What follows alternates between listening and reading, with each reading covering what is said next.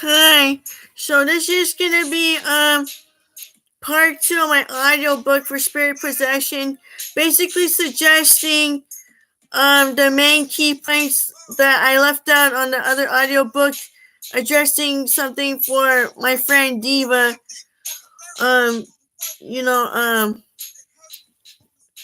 about what your topic is mainly about. I haven't finished the book yet. I'm still writing the book. I don't know when it's going to be finished, but I made a specific video to address Diva's problem.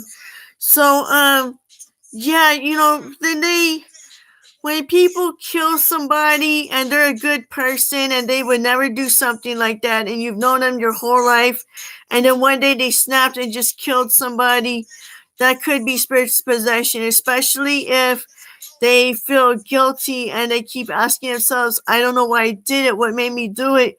Why did I do it? I don't know why I would do it. Why would I do something like that? I never thought I would do something like that.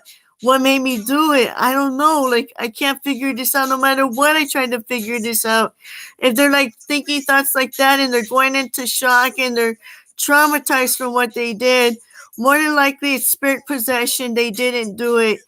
You have to look for signs of the other entity could have possessed him.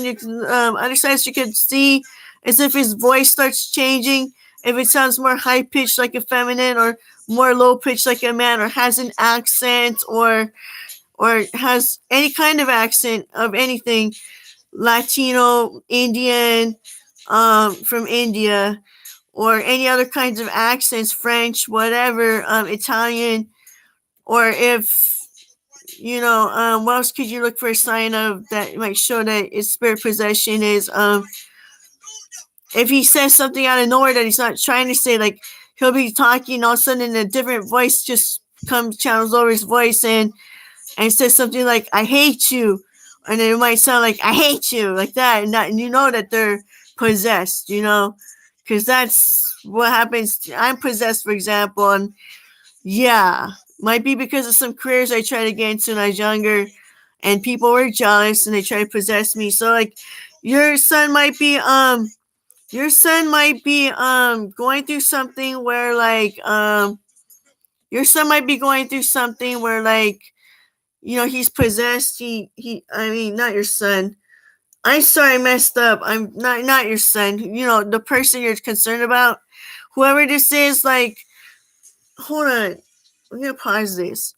Whoever you're concerned about, whoever that person is, there might be spirit possession because of these signs. You can also look for if their facial features change into the shape of the entities, like if they start looking like the spirit that possessed them, or they start maybe looking like a different nationality even, or if they start getting like different features, like a different nose, lips, eyes, face shape. Maybe their face shape was a heart shape, and then it was a long square or an oval face out of nowhere, or something like that. Or maybe they had little teeth and then their teeth were really big, or their lips changed shapes. Maybe they were small lips and then they went to big, or big lips to small, or their nose got bigger or smaller, or things like that. Their eye color changed from like brown to gray, or whatever the symptoms are.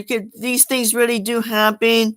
Their skin color can change from white to dark, like a dark colored skin, or it can turn from a dark colored skin to a lighter colored skin. Things like that. These are the signs to look for in spirit possession, to indicate if he's really possessed, or the person you're concerned about is really possessed or not. Also can be like, if you're like, so like, if they say or do something really weird and wacky that makes no sense, like, let's say, like, do something out of character, like all of a sudden they're eating the same thing that the entity likes to eat. Say the entity likes to eat Cheetos, and that person doesn't ever eat Cheetos, and one day they're eating Cheetos because that's what the entity likes to eat. Or let's say this person always liked to drink orange sodas, but then one day you see them and all they ever want to drink after that point is maybe Coca-Cola, which is not their drink of choice. then that might also be spirit possession. It could be that they just changed their taste in things, but more than likely it isn't. More than likely it's a spirit possession. It's a personality change, or they might be changing different. Like, do you notice some signs that they're changing so dramatically? Like, they won't be the same. They might be the same, but there's some changes added to their personality. Like, they might be good, but why are they starting to think more violence or watching more violent things? Or maybe they're just getting more angrier lately and you're wondering why you haven't noticed it. It's starting to happen all the time more often, and you don't know why they're getting like this. There's signs to think of it. They want to fight everybody all of a sudden all the time. These are signs that show spirit possession. What else is there? Like, maybe like, or maybe they're getting addictions all of a sudden. They're starting to get addictions because that spirit that possessed them had an addiction to alcohol, drugs, or other addictions. Things like that. So I hope this video helped. But more than likely, if they're asking questions like, "Why did I do this? I couldn't have possibly have done this. I don't know why I did it." They're going into shock, feeling really bad about themselves, and can't understand what made them do it, and they're scared and they're traumatized. Then that's a big sign that it's spirit possession, because a good person does things like that. A good person with a good pure heart does things like that. They'll start to ask questions like why did they do it and stuff like that. And people like that are good people. Like, let's say, for example, let's say there's a person that is a good person that doesn't do anything, that just not doesn't do anything, but it's just a good person. And let's say that I guess some man has another motive and he wants to get this person to sleep with them, and he has another motive. So let's say that he uses the excuse that they could get drunk and high together, and while that person's under the influence, that man asks that person for sex, for example, and that person tells him no and doesn't want to, or has a boyfriend and doesn't want to. And let's say that this person bends that person's brain with his telepathy while that person's not fully aware of things, because that person is on drugs and alcohol and is intoxicated, and they bend that person's brains and telepathy with their mind, using mind control on the person. Or they might even lace the person's drugs and get on them and rape them and stuff like that. So that's another thing. That's like that's also how do you say it? That's a good example of what can lead to I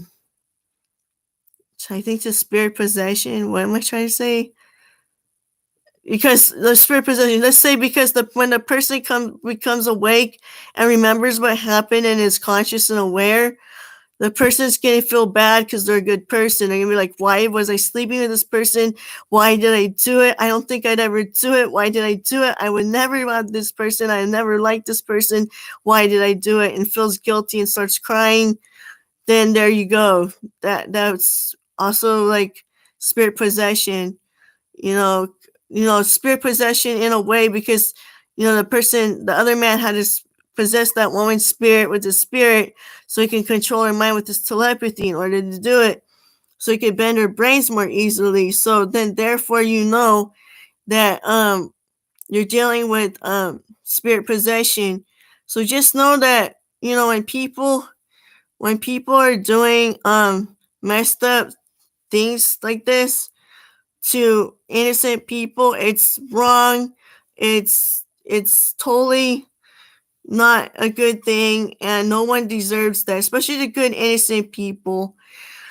There is a clip in the Bible say that Job's in the Bible says that when they're talking about God and Job and everything in the Bible, it says that sometimes the innocent suffer and God allows it to happen. just because we're in a world, a fallen, broken world, doesn't mean that the innocent never suffer. Because both the innocent and the evil suffer. And that's what it says in the Bible somewhere. At least in my Bible it says that. So like just know that just because we live in a broken, fallen world doesn't mean that God protects us from suffering for the innocent and the evil.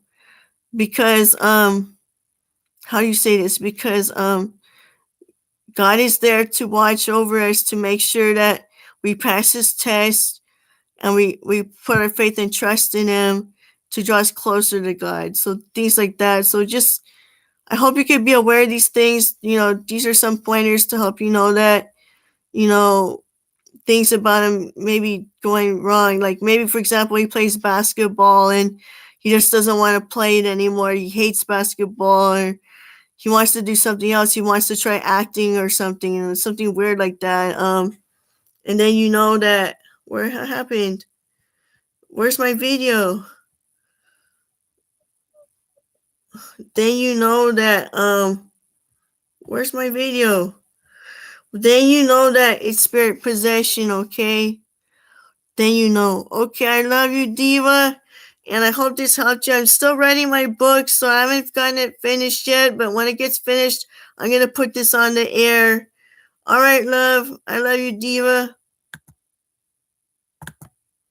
How do you do this?